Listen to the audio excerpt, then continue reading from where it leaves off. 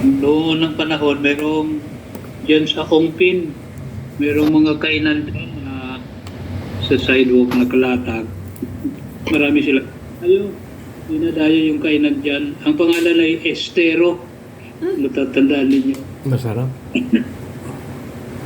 Minsan kumain ako dyan kasi birthday ko. Sabi ko, ay ititreat ko yung sarili ko. Estero, pumunta ako doon. Ano pang Estero na ito? Lagi ko naririnig.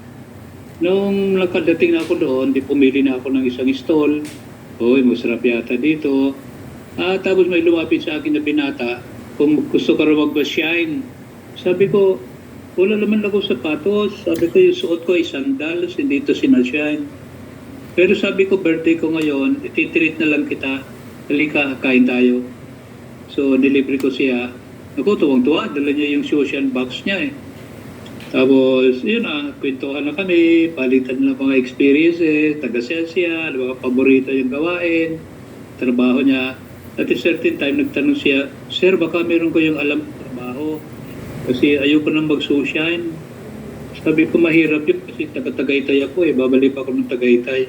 Pero hanggang ngayon natatandaan ko pa yon kasi kumain kami, nagbanding kami kahit hindi ko siya kilala, nagkaroon kami ng relationship dahil sa meal. Kumain kami. Tapos nung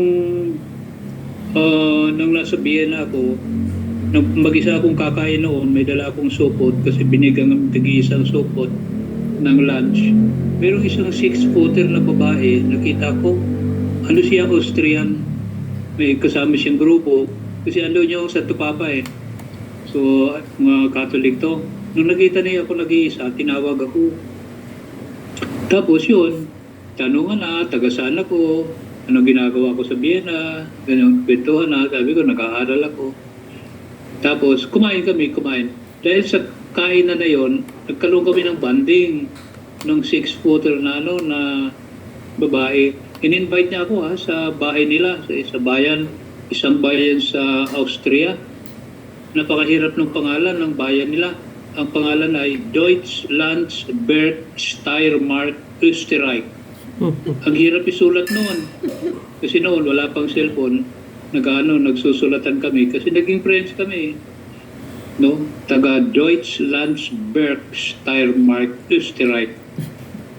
Pero inimbita niya ako sa bahay niya. Tapos punta naman ako, piniyagan naman ako. Tapos nakita ko yung trabaho nila, yung community nila doon. Dahil sa kumain kami. Kaya ko naalala yan kasi yung gospel ngayon si Jesus nagkikain na naman. Ang tanong, si Jesus mahilig makikain, pero ang sadya ba niya ay pagkain? Sa palagay ko hindi. Ang sadya niya hindi masyado yung pagkain. Kasi si Martha yung nag-prepare ng pagkain, siya yung medyo nasermonan. Martha, relax ka lang dyan. Mary has chosen the better part. Kaya siguro nakikikain si Jesus kasi gusto niya nga, yung nabanggit nga ni Tess, no? Na,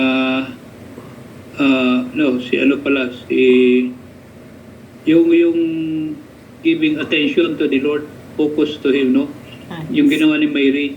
So, hindi namang pagkain talaga sa dyan ni Jesus, kundi yung we sit down together, magkwentuhan tayo, and then nagkakaroon ng banding. No wonder, nung alam ni Jesus, mawawala na siya, mayroon siyang iniwan sa atin na memorial. Yung misa natin ngayon Ang misa kasi, kainan yan Merong lamesa, merong kakainin, merong tinapay, merong iinumin. So sabi ko, napakaganda nitong memorial na iniwan ni Jesus. Gusto pa rin niya makikain sa atin para yung banding, para maging malakas yung banding kung paulit-ulit tayong kumakain. Kaya nga, na-mention ko na, sabi ni Father Peyton, the family that prays together stays together. Sa akin naman, the family that eats together stays together.